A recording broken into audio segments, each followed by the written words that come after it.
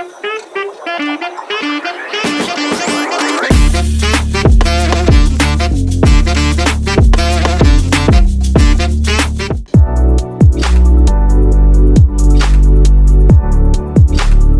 के इस वीडियो में हम ये समझेंगे कि कैसे आपको निंजा फॉर्म बनाना है। फॉर एग्जांपल कि आप अपनी वेबसाइट के अंदर कहीं पे भी कॉन्टेक्ट अस पेज पे या कहीं पे भी दूसरे अन्य पेजेस पे आप कोई फॉर्म लगाना चाहते हैं, और फॉर्म लगाना भी चाहिए। क्यों?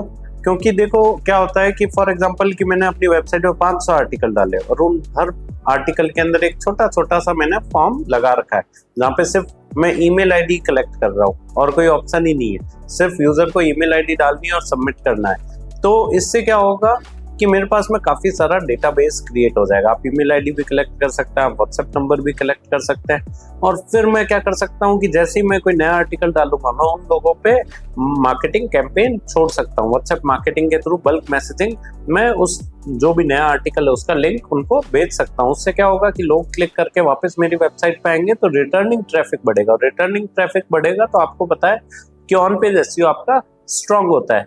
तो डेटा कलेक्ट करने के लिए फॉर्म लगाना पड़ता है। फॉर्म लगाने के लिए आपको फॉर्म बनाना भी पड़ेगा। फॉर्म बनाने के लिए आपको सबसे पहले अपन चलते हैं प्लगइन्स में और निंजा फॉर्म प्लगइन को इंस्टॉल करते हैं। ऐड प्लगइन पे क्लिक करेंगे हम। यहाँ पे हम सर्च करेंगे निंजा, NINJA, निंजा। आप देखेंगे पहला प्लगइन आ रहा है, निंजा फॉर्म। इंस्टॉल करते हैं। आप गूगल फॉर्म भी लगा सकते हैं, उसके लिए हम एक अलग वीडियो बनाएंगे, बट अभी हाल फिलहाल में हम निंजा फॉर्म लगाना सीख रहे हैं। काफी इजी रहता है इस पे फॉर्म बनाना। एक्टिवेट करता हूं मैं इसको। ठीक है, आप जैसे ही एक्टिवेट कर लेंगे तो आपके लेफ्ट साइड में निंजा फॉर्म का ऑप्शन आ जाएगा। लेफ्ट साइड में आप अपन चलते हैं निंजा फॉर्म्स के अंदर। यहाँ पर आप देखेंगे एक तो आ रहा है डैशबोर्ड, एक आ रहा है एड न्यू का बटन और सबमिशंस का बटन। सबमिशंस यानी जब लोग फॉर्म फिल करेंगे तो वो डेटा आपको कहाँ दिखेगा? सबमिशंस में दिखेगा। अभी अपन को नया फॉर्म बनाना है तो ऐड न्यू पे क्लिक करते हैं अपन। Not now. अब देखो इसके अंदर भी क्या होता है ना कि कैनवा की तरह टेम्पलेट्स रहते हैं। कुछ फॉर्म ऑलरेडी प्री बिल्ट है आपके लिए और कुछ आप चाहें तो ब्लैंक से भी बना सकते हैं। अभी हाल फिलहाल में मैं एक काम करता हूँ, इवेंट रजिस्ट्रेशन वाला टेम्पलेट उठा लेता हूँ।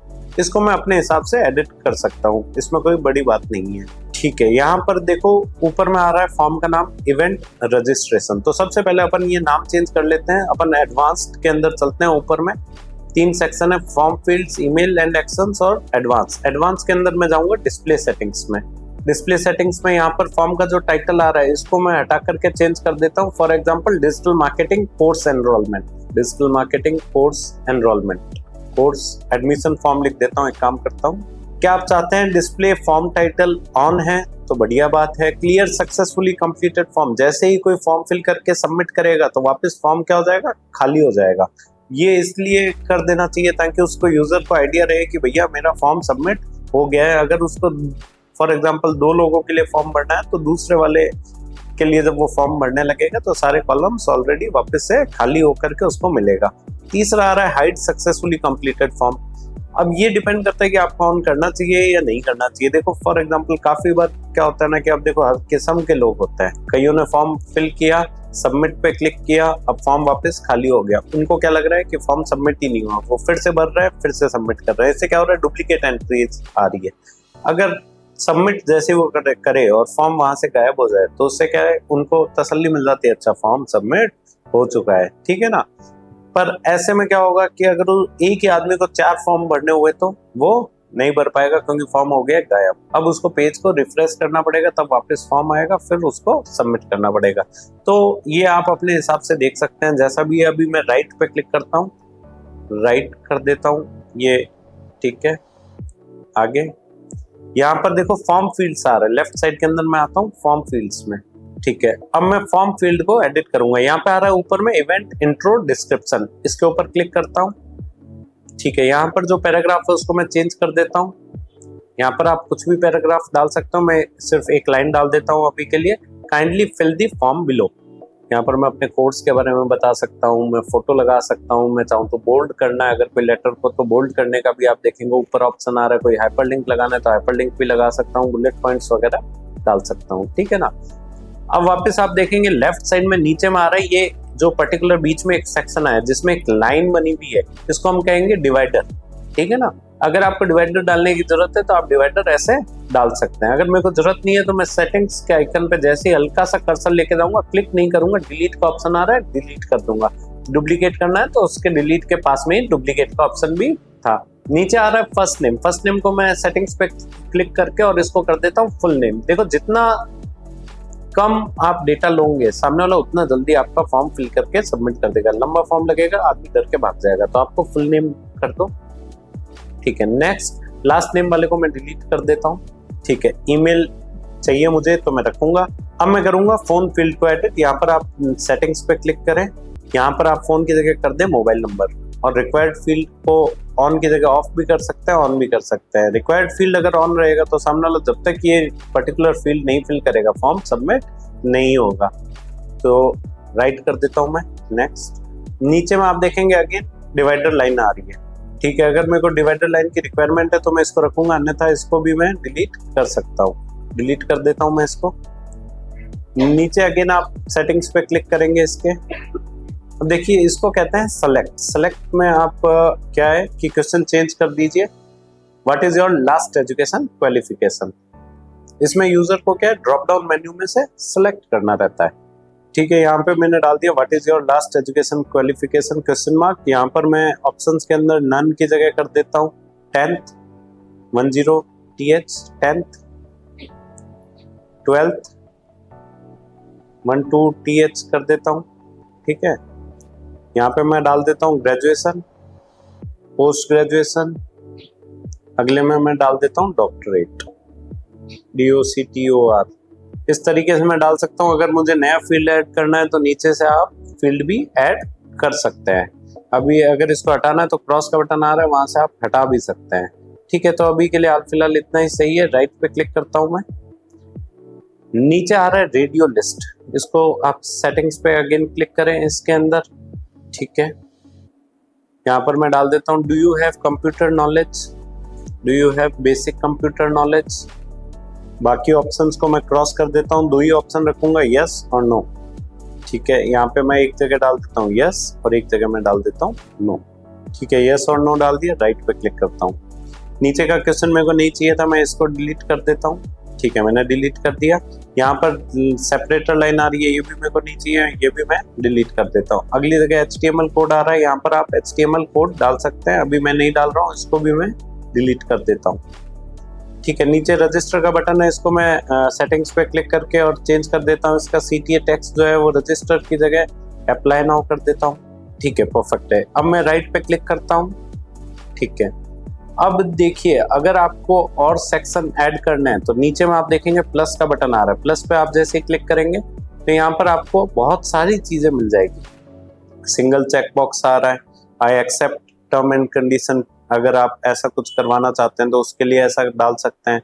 इमेज अगर आपको बीच में फॉर्म के बीच में लगानी तो इमेज से लगा सकते हैं। सेलेक्ट का भी हमने देखा, जहाँ पे ड्रॉप डाउन मेन्यू खुलेगा और उसको यूजर को सेलेक्ट करना रहेगा, वैसा कोई क्वेश्चन डालना है आप सेलेक्ट डाल सकते हैं। सिंगल लाइन का टेक्स्ट डालने के लिए भी ऑप्शन आ रहा है, कैलेंडर डालने के लिए भी आ रहा है, first name, last name, city, phone number, HTML code और बहुत सारे ऑप्शन आ रहे हैं, ठीक है। आप एक्सप्लोर करके देखें कि क्या क्या आपके काम का है और कैसे आप एक फॉर्म बना सकते हैं। राइट पे क्लिक करता हूं मैं और फॉर्म को सबमिट कर देता हूं।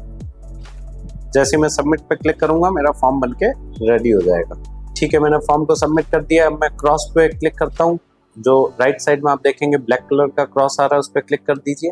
अब यहाँ पे आपका फॉर्म दिखाने लगेगा। तो जो भी आपने फॉर्म बनाया है उसका देखिए आप किस शॉर्ट कोड आ रहा है, आपको इस शॉर्ट कोड को कॉपी करना है। ब्रैकेट के समेत आप इस शॉर्ट कोड को कॉपी करिएगा। मैंने शॉर्ट कोड को कॉपी कर लिया। अब मुझे जहां पे भी लगाना है मेरे को ये शॉर्ट कोड पेस्ट करना रहेगा। पहले मैं एक आर्टिकल में आपको लगा करके दिखा देता हूँ। पोस्ट के अंदर जाता हूँ, ऑल पोस्ट, जो हमने प्रीवियस सेशन के अंदर आर्टिकल डाला था उसको मैं एडिट पोस्ट करता हूँ। नीचे स्क्रॉल करूंगा, जो भी मेरा आर्टिकल था एडिट पे क्लिक करता हूँ मैं। फॉर एग्जांपल कि मेरे को ये सेकंड पॉइंट के बाद में मसालास के बाद में लगाना है, तो मैं मसालास के बाद एक न्यू लाइन बनाऊंगा, एंटर मार के कंट्रोल V कर दूंगा। जो शॉर्ट कोड कॉपी किया था वो सीधा सिंपली आपको पेस्ट करना है। अब मैं सेव कर देता हूँ। बैकएंड में देखिए आपको फॉर्म नहीं दिखेगा, फ्रंट एंड पे दिखेगा। तो यहाँ पर देखेंगे आप राइट एरो आ रहा है, राइट साइड में ऊपर कॉर्नर की तरफ एक एरो दिखा रहा है, आपको इस राइट एरो पे क्लिक करना है। अब ये आपका फ्रंट एंड खुल गया। यहाँ पर आप जैसे ही नीचे स्क्रॉल करेंगे तो यहाँ पर आप देखेंगे कि ये एक फॉर्म बना हुआ आ रहा है जहाँ पर यूजर इस फॉर्म को फिल कर सकता है, राइट। तो इस तरीके से आप फॉर्म बना सकते हैं। अब वापस आता हूँ मैं पीछे, ठीक है। अब यहाँ पर देखेंगे आप 2 सेक्शन के अंदर डिवाइडेड है, आप चाहें तो इसको एक सेक्शन में भी कर सकते हैं, ठीक है। मैं काम करता हूँ कि इसको सेक्शन को डिलीट कर देता हूँ, ट्रिपल डॉट पे क्लिक करता हूँ, डिलीट करता हूँ मैं इसको पूरे को।